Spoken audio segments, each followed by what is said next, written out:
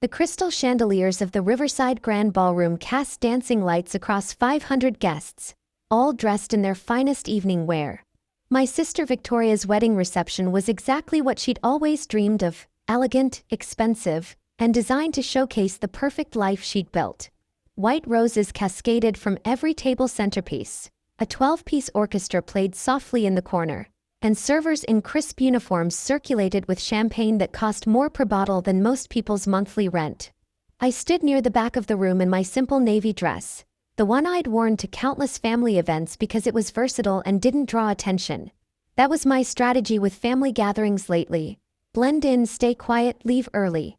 It had been working reasonably well for the past 3 years. Paya.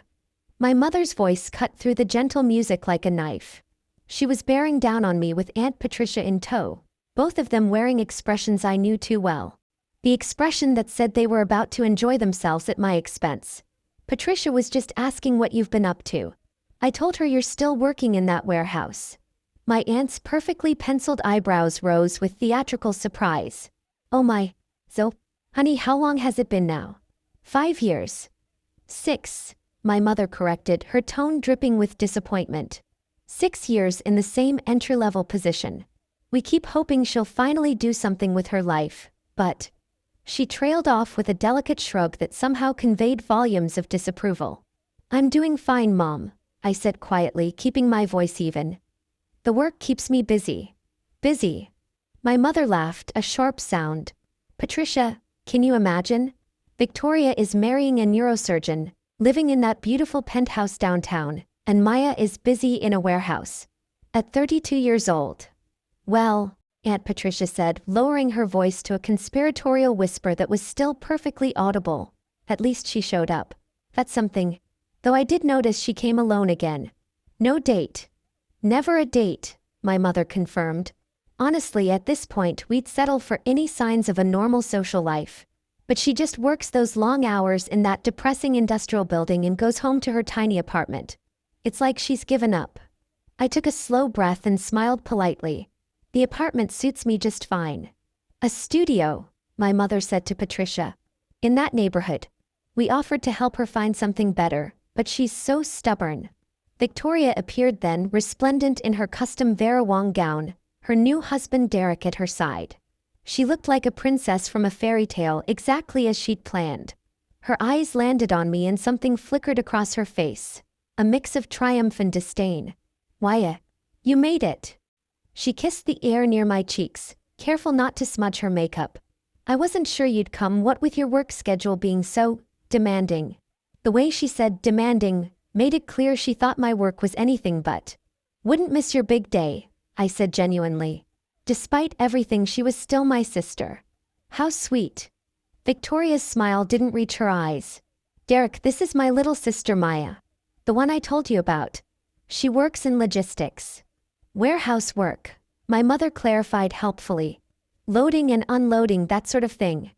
Derek, to his credit, looked slightly uncomfortable with the direction of the conversation. Nice to meet you, Maya. Congratulations on the wedding. Thank you. He glanced at Victoria. We should probably make our rounds. Oh, just 1 minute, darling. Victoria touched his arm. Maya, I've been meaning to ask. Are you still living in that studio? The one in the warehouse district. I am. God, I don't know how you stand it. Derek and I just finished renovating our place. You should see the master bathroom alone. It's bigger than your entire apartment. She laughed, a tinkling sound. But I suppose you're comfortable there. You've always been comfortable with less. Uncle Robert joined our growing circle, martini in hand. Why, haven't seen you in ages. How's the warehouse treating you? Very well, thank you. Still doing the night shifts? He didn't wait for an answer. You know, if you ever wanted help getting a real career started, I have some connections. Entry-level office work, that sort of thing. Might be a step up from manual labor. That's very kind, I said, but I'm happy with my current work. Victoria laughed again, louder this time. Several nearby guests glanced over. Happy. Maya's happy in her warehouse. Isn't that precious, Derek? Some people just have simple dreams. My cousin James appeared with his wife Kelly. What are we talking about? Maya's career, Victoria said, making air quotes around the word career. We're all very impressed with her dedication to warehouse work. Oh, right. James nodded knowingly. Mom mentioned you were still there. No judgment, Maya. Honest work and all that. Exactly, my mother chimed in. We're not saying there's anything wrong with warehouse work. Someone has to do it. We just wish Maya would show a little more ambition. Try to make something of herself like Victoria has. Kelly tilted her head sympathetically. Have you thought about going back to school? It's never too late. I mean, you'd be older than most of the other students, but... I appreciate the concern, I said, maintaining my calm smile. Really? But I'm quite content. Content. Victoria practically spat the word. That's exactly the problem, isn't it? You're content to be mediocre. Content to let life pass you by while the rest of us actually achieve things. Derek looked increasingly uncomfortable. Victoria, maybe. No, Derek, she needs to hear this. Victoria's eyes flashed. My sister had been drinking champagne steadily since the ceremony, and her filter was disappearing. It's my wedding day and I've been patient with Maya's little act for years now. I'm tired of it. Act? I asked quietly. Yes, act. Victoria's voice was rising, drawing more attention from nearby guests. This whole, I'm perfectly happy being nobody routine. It's pathetic, Maya. You're 32 years old, working a dead-end job, living in a shoebox with no prospects, no relationship, no future. And you stand there smiling like everything is fine. It's not fine. It's sad. The music had faded into the background. At least 50 people were now openly watching our exchange. Victoria, my mother said, but there was no real reproach in her tone. She'd been saying similar things to me in private for years. No, Mom. Someone needs to tell her the truth. Victoria turned back to me, her face flushed. Stop pretending to be successful, Maya. Stop pretending your life is going anywhere. You're an embarrassment to this family, and frankly, I only invited you today because Mom insisted. I didn't want people asking why my sister wasn't here, because explaining that she's a warehouse worker with no life would be even more humiliating. The circle around us had grown. More guests were turning, conversations dying as they sensed drama. You could have been something, Victoria continued. You were always decent at school. But he gave up. You settled. And now look at you, wearing the same dress you wore to Uncle Robert's retirement party 2 years ago, arriving alone, contributing nothing to this family except disappointment. Victoria, that's enough, Derek said firmly, finally finding his voice. It's not enough. My sister was on a roll now, years of superiority and contempt pouring out. I've worked hard for everything I have. I went to medical school. I built a career. I married well. I made something of myself. And Maya? Maya moves boxes in a warehouse. She's a nobody. A complete and utter nobody playing dress-up at my wedding. The ballroom had fallen silent except for Victoria's voice. Even the orchestra had stopped playing. Aunt Patricia touched my arm in what might have been meant as comfort. Honey, maybe you should. Should what? Victoria interrupted. Should leave? As maybe she should. This is a celebration of success, of achievement, of people who've actually made something of their lives. What exactly is Maya celebrating? 6 years of the same job? Living in poverty? Being the family failure? My mother finally stepped in, but her words were measured. Victoria, you're upset. Let's not ruin your special day. I'm not upset, I'm being honest. Someone needs to be honest with her. Victoria pointed at me, her diamond bracelet catching the light. This whole quiet, humble act. It's not fooling anyone, Maya. We all know you're going nowhere. We all know you've achieved nothing. We all know you're still in that warehouse job because you're not capable of anything better. Still in that warehouse job? My mother echoed, turning to me with that familiar look of disappointment. Please tell me you've at least gotten a promotion or something after all this time. I opened my mouth to respond, but Victoria wasn't finished. She probably hasn't even gotten a raise. My sister laughed bitterly. God, Maya, how do you live with yourself? How do you show up to events like this, surrounded by successful people, and not die of shame? James jumped in, perhaps trying to lighten the mood. Come on, Victoria, it's your wedding day. Let's not what? Acknowledge reality. Victoria's voice carried across the entire ballroom now. Every single one of the 500 guests was watching. I'm tired of tiptoeing around Maya's feelings. I'm tired of pretending her life choices are acceptable. They're not. She's wasted her potential, wasted her youth, and for what? To move boxes? To live in squalor. Kelly whispered something to James, but Victoria heard it. What was that, Kelly? I just said, maybe Maya has her reasons for her choices. Reasons? Victoria's laugh was harsh. The only reason is lack of ambition. Lack of drive. Lack of everything that makes a person successful. Look at her, she can't even defend herself. She just stands there with that infuriating calm smile, pretending everything is fine when her entire life is a disaster. Uncle Robert cleared his throat. Now, Victoria, your sister did come all this way. All this way. She lives 20 minutes away. In that pathetic studio apartment that probably costs less than my car payment. Victoria's face was red now, her carefully applied makeup beginning to run slightly from the heat of her anger. And you know what the worst part is? She acts like she's above us. Like her simple little life is somehow noble.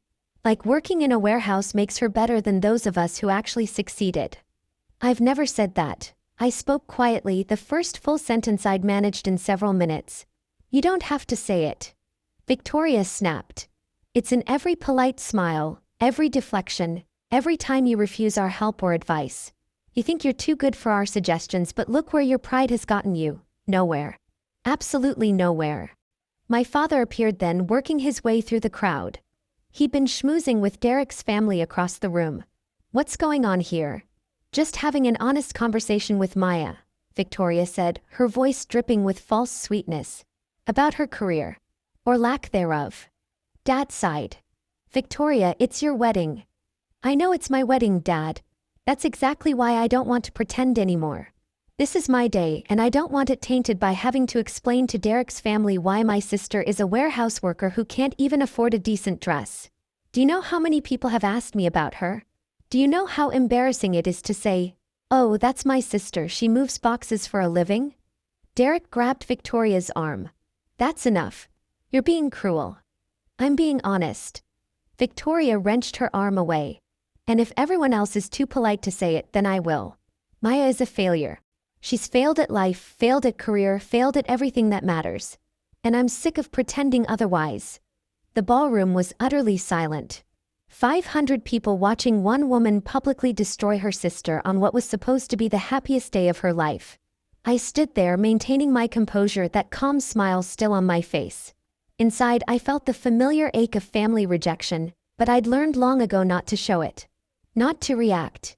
Not to engage. Nothing to say? Victoria taunted. No defense. No explanation for why you've wasted your entire adult life. I'm happy for you, Victoria, I said softly. Your wedding is beautiful. I hope you and Derek have a wonderful life together. Happy for me. Victoria's voice rose to nearly a shriek. You're happy for me? You should be devastated. You should be looking at what I've accomplished and realizing what a failure you are in comparison. But no, you just stand there with that smile, pretending you're satisfied with your pathetic little life. My mother tried again. Victoria, honey, maybe we should. Should what? Should keep enabling Maya's delusions? Should keep pretending her life isn't a complete disaster? Bum. No more. She needs to wake up and realize she's going nowhere, she's achieved nothing, and she's embarrassing all of us. It was at that exact moment, with Victoria's face red, her voice echoing off the ballroom walls, 500 guests watching in frozen silence, that I noticed something. People's phones were lighting up. First just a few, then more, then dozens of glowing screens across the ballroom as notifications began to arrive simultaneously.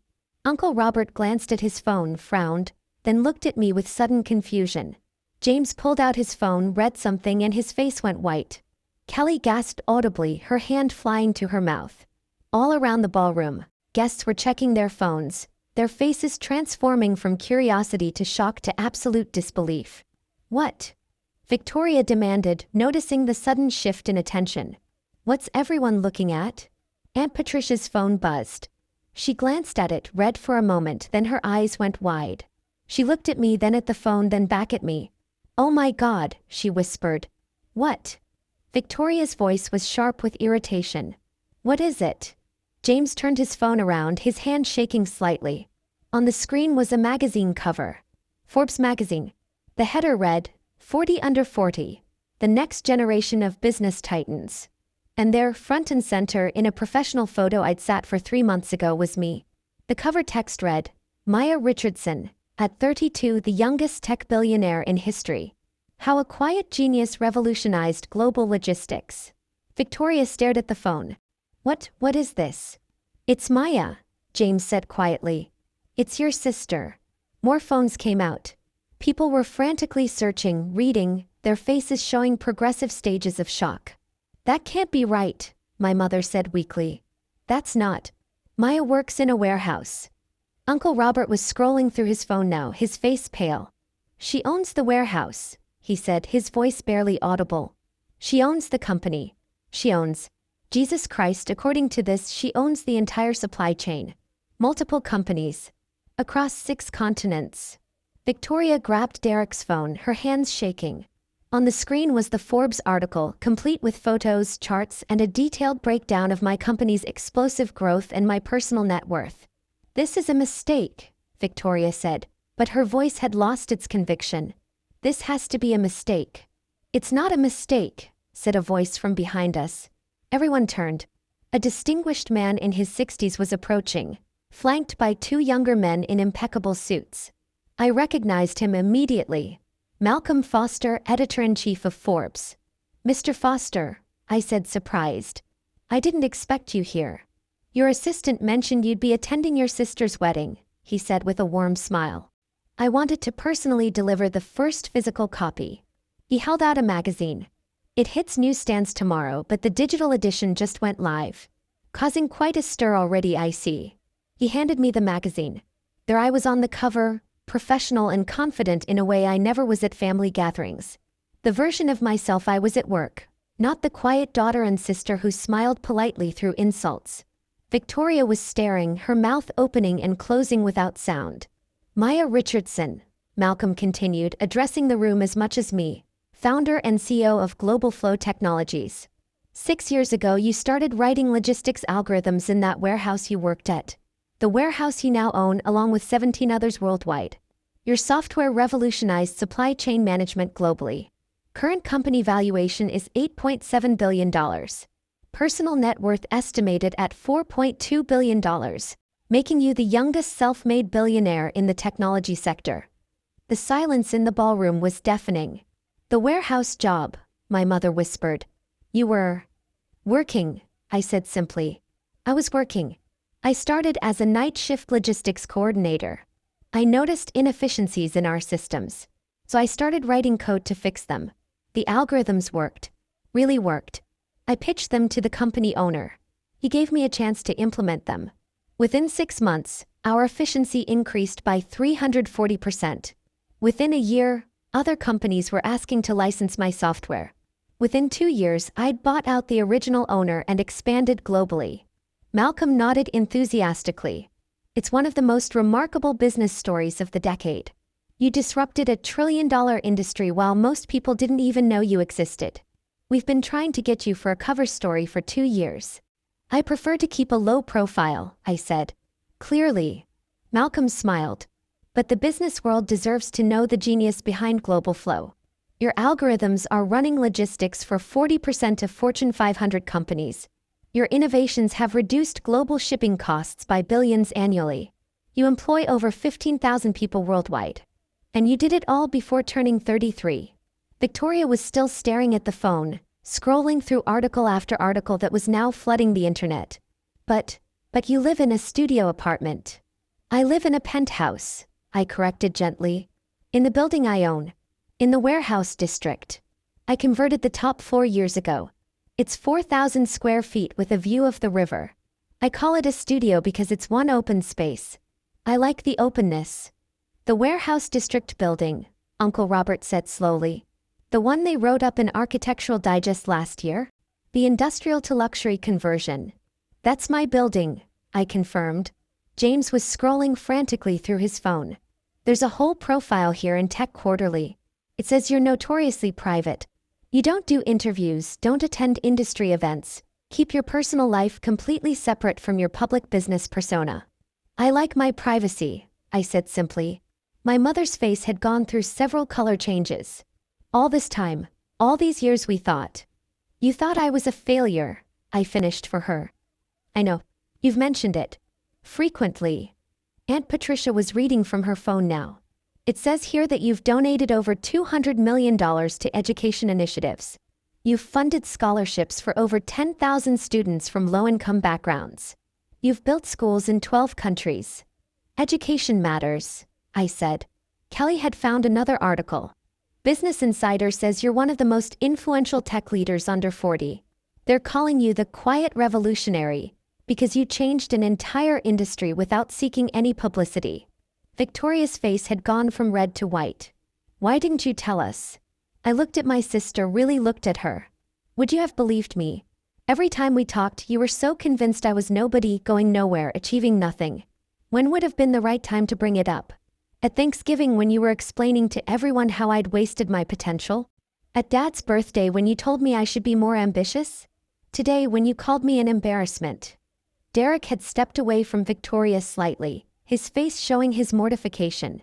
Several of his family members were in the crowd, all of them now staring at Victoria with various expressions of shock and second-hand embarrassment. Malcolm was still standing there, clearly enjoying the drama despite himself.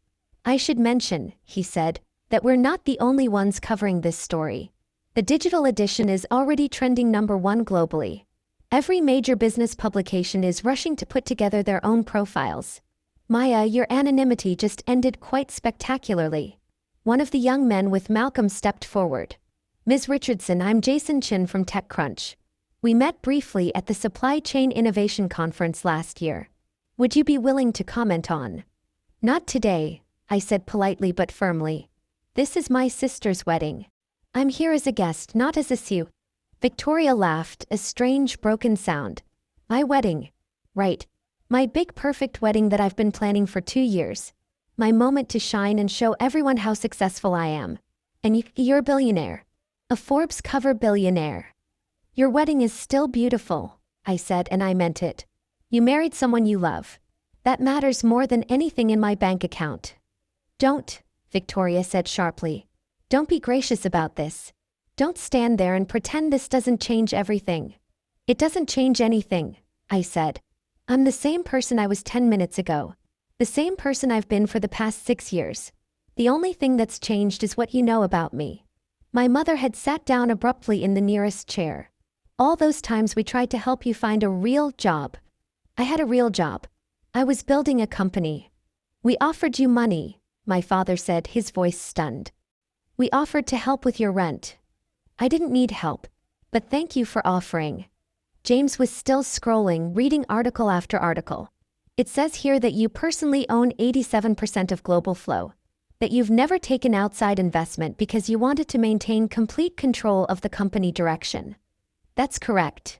The company that's valued at $8.7 billion. The valuation fluctuates, I said.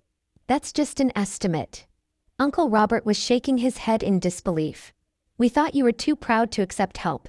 We thought you were stubborn and foolish. I was focused, I said simply. I had a vision for what I wanted to build and I built it. I didn't need to announce it to everyone. I just needed to do the work. Victoria's carefully planned reception was falling apart around her. Guests who should have been celebrating the newlyweds were instead clustered around phones, reading about me, whispering, pointing. The gossip would spread through their entire social circle by morning. Derek's mother approached, her face apologetic. Maya, I'm Patricia Thornton. Derek's mother.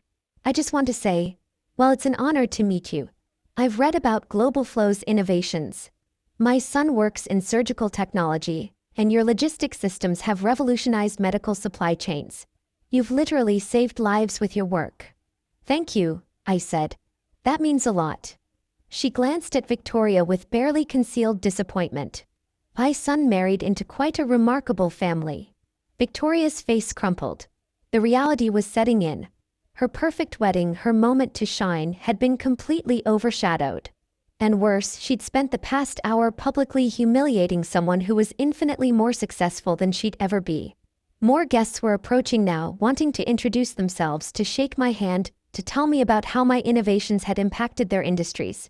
I was polite but brief with each of them, conscious that this was supposed to be Victoria's day. Malcolm pulled out a business card. Maya, I know you value your privacy, but this story is going to explode. If you need any help managing the media attention, please call me. I can recommend excellent PR firms who specialize in high-profile tech executives. I'll consider it. Thank you. He and his team departed, leaving chaos in their wake. My mother stood slowly, her face a mask of conflicting emotions. Maya, no, we didn't know. All those things we said. You said what you believed to be true, I said. Based on what you could see. I understand. But we should have known, she insisted. We should have asked more questions, paid more attention. Would it have mattered? I asked gently. If I told you 3 years ago that I was building a tech company, would you have believed me? Or would you have thought I was delusional? She opened her mouth, then closed it, unable to answer. Victoria was crying now, her perfect makeup running in black streaks down her face. Derek tried to comfort her, but she pushed him away.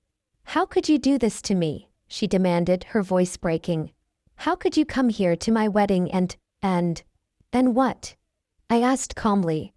Like you insult me without correcting your assumptions? Victoria, I didn't do anything. Forbes decided to run that cover. The timing was coincidental. I had no idea they'd publish today. You could have told us, she sobbed. You could have told us before, prepared us. So you could what? Treat me differently?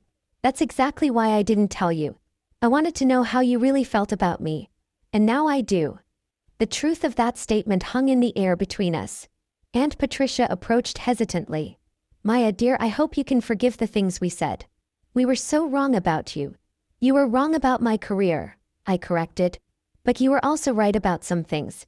I do live alone. I don't date much. I don't have a traditional social life. Those things you criticized were accurate. I just didn't think they made me a failure. They don't, she said quickly. Of course they don't. You're brilliant, successful, incredible. I'm the same person I was an hour ago, I repeated. When you all thought I was a nobody. The ballroom was still in chaos. Victoria's perfect reception had devolved into what would undoubtedly become the most talked-about wedding disaster in their social circle's history. Not because of any typical wedding mishap, but because the bride had spent an hour publicly eviscerating her sister, who then turned out to be a billionaire. Derek's father approached, a tall man with kind eyes. Ms. Richardson, I'm Michael Thornton. I apologize for my family witnessing such a difficult moment. For what it's worth, my son is a good man. He'll be good to Victoria. I know, I said. I can tell. She's lucky. I think, he said carefully, that she's realized she's lucky in more ways than she understood before today. Victoria was sitting now, surrounded by bridesmaids who looked torn between comforting her and scrolling through their phones to read more about me. The orchestra had tentatively started playing again, but no one was paying attention. James approached me, his expression sheepish. Maya, I feel like an idiot. All those times I offered to help you find a real job. You were trying to be kind, I said. In your own way. I was being condescending, he corrected. We all were. And you just took it. For years you took it and never said a word. What would have been the point? I asked. You all had made up your minds about who I was. Nothing I said would have changed that. Only evidence would change it. So here we are. My father approached, looking older somehow. Sweetheart, I don't even know what to say. You don't have to say anything, Dad. I do, he insisted. Because I've been saying the wrong things for 6 years. Every dinner, every holiday, every family gathering, I've been on your case about making something of yourself. And you'd already made more of yourself than any of us could imagine. I didn't do it to prove anything to you, I said honestly. I did it because I saw a problem and wanted to solve it. The success was almost incidental. He laughed weakly. Almost incidental. A multi-billion-dollar company, almost incidental. Kelly was reading from her phone again. There's a whole thread on Reddit analyzing how you managed to stay anonymous for so long. People are calling it the greatest example of stealth wealth in modern history. I wasn't being stealthy, I said. I was being private. There's a difference. Victoria had stopped crying and was just sitting there, staring at nothing. Her beautiful wedding day ruined. Her moment of triumph. destroyed by the revelation that her failure sister was actually more successful than she'd ever dreamed of being. I felt a pang of sympathy for her despite everything. She'd worked hard for her success. Medical school was brutal. Building a career as a physician was demanding. Marrying Derek was genuinely a happy achievement. He was a good man who clearly loved her. She had legitimate things to be proud of. But she'd built her self-worth partially on the foundation of being better than me. And that foundation had just disintegrated. I walked over to where she sat, ignoring the whispers and stares from 500 guests. "Victoria," I said quietly. She looked up at me, her face ravaged by tears and ruined makeup. "Your wedding is beautiful," I said. "Derek seems wonderful. You've built a good life. Those things are real and they matter. What I do for a living doesn't change what you've accomplished." "Doesn't it?" she whispered. "How can I face anyone after this? After what I said, after how I treated you, and now everyone knows that I'm what? Successful? Victoria, we're both successful. In different ways. You're a billionaire," she said flatly. "You're on the cover of Forbes. You've revolutionized an entire industry. I'm a doctor who married well. There's no comparison. You save lives," I countered. "I move packages more efficiently. If we're measuring actual value to humanity, you win." She laughed bitterly. "Don't patronize me. I'm not." I crouched down to her eye level. "Victoria, you're a good doctor. You help people every day.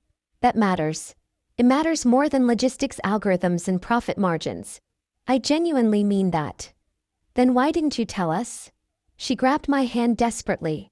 "Why did you let us think you were nothing? Why did you let us treat you like a failure?" I finished. "Because I wanted to see who you all really were. Who you were when you thought I had nothing to offer you. And now I know." She flinched as if I'd slapped her. I stood up. "Enjoy the rest of your reception, Victoria. I'm going to leave now. I think my presence is causing too much disruption." "Maya, wait." My mother stood, reaching for me. "I'll call you later, Mom," I said. "We can talk when emotions aren't running so high." I walked toward the exit and the crowd parted for me like the Red Sea. 500 people watching the warehouse worker, the billionaire, leave her sister's wedding. As I reached the door, Derek caught up to me. "Maya, please, don't leave like this. Victoria is devastated." "She didn't mean." "She meant every word," I said gently. "And that's okay. That's who she is. Who you all are. I'm not angry about it. I'm just done pretending we're closer than we actually are. She's your sister. I know. And she thinks I'm an embarrassment to the family. You heard her say it. Multiple times. To hundreds of witnesses." He had no response to that. "Derek, you seem like a good man. Take care of her. Help her understand that her worth isn't dependent on comparing herself to others. She'll be happier that way." I left before he could respond. Outside, my driver was waiting with my car. A Tesla Model S, understated and practical. Definitely not a warehouse worker's car, but none of my family had ever seen it. "How was the wedding, Miss Richardson?" Marcus asked as I slid into the back seat. "Educational," I said. "Very educational." My phone was already blowing up with notifications. Messages from colleagues, business partners, investors, all reacting to the Forbes cover. Requests for interviews from every major media outlet. Invitations to speak at conferences, appear on talk shows, attend galas and fundraisers. My quiet anonymity was gone, shattered by one magazine cover and spectacularly bad timing. I opened my laptop and started reviewing the quarterly reports that needed my attention. The work didn't stop just because my family had a revelation. Global Flow had operations across 6 continents, thousands of employees depending on my leadership, and innovations in development that would reshape the industry even further. That was real. That mattered. That was what I'd built while my family thought I was moving boxes. My phone rang. An unknown number. I answered. "Ms. Richardson? This is Catherine Walsh from Good Morning America. We'd love to have you on the show tomorrow to discuss the Forbes cover and your incredible success story. We're prepared to offer." "I'm not interested, thank you," I said politely and hung up. The phone rang again immediately. Another media outlet.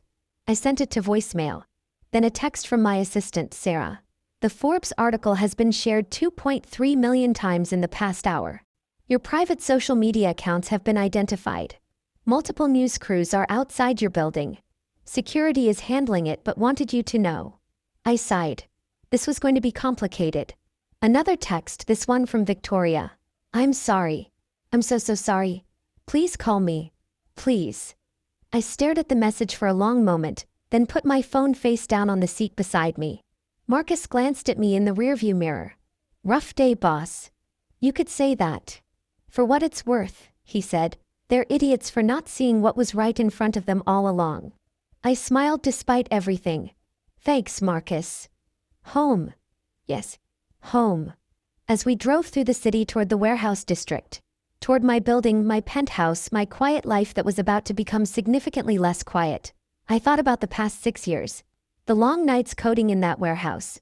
The meetings with venture capitalists who underestimated me. The slow, steady building of something real and lasting and valuable. I'd done it all while my family thought I was going nowhere. While they pitied me, criticized me, offered me unwanted help and unsolicited advice. Now they knew. Now everyone knew. Whether that was a good thing or a terrible thing remained to be seen. But one thing was certain. Nothing would ever be the same again. My phone buzzed again. Another text from Victoria. Please. Maya. I need to talk to you. I need to explain. I picked up the phone and typed a response. There's nothing to explain. You told me exactly what you think of me. I believe you. Take care of yourself, Victoria. Congratulations on your marriage. I hit send and turned off my phone. Tomorrow I'd deal with the media storm. Tomorrow I'd figure out how to maintain any semblance of privacy. Tomorrow I'd decide what to do about my family and their sudden change of heart. But tonight I was just going to go home, pour myself a glass of wine, and stand on my balcony overlooking the warehouse district I'd transformed from an industrial wasteland into one of the city's most innovative business hubs. Tonight I was going to appreciate the quiet before the storm. Because the quiet, the ability to work without scrutiny, to build without attention, to live without judgment, that was what I was really going to miss. The Forbes cover had given me recognition, validation, public acknowledgement of what I'd built. But it had cost me something too. It had cost me my anonymity, my privacy, my ability to attend family weddings without causing a scene. And I wasn't sure the trade was worth it. But that's the thing about success. Real success, the kind that changes industries and impacts millions of lives. Eventually, it refuses to stay hidden. Eventually, it demands to be acknowledged. Even if you'd prefer it to stay quiet. Even if you'd rather just keep moving boxes.